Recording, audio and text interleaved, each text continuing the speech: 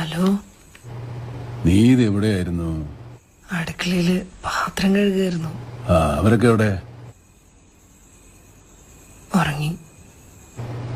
ഭക്ഷണം കഴിച്ചിട്ടാണോ കിടന്നത്? കഴിച്ചു. എന്താ ഉണ്ടാക്കിയേ?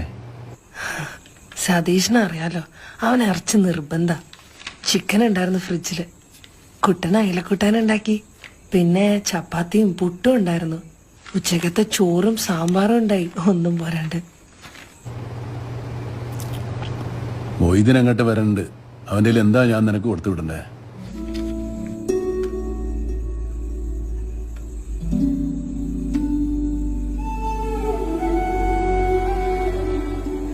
നിങ്ങൾ ഒരു ദിവസം ഇട്ടൊരു ഷർട്ട് പാലക്കാട്ട് കൊടുത്തു വിടോ?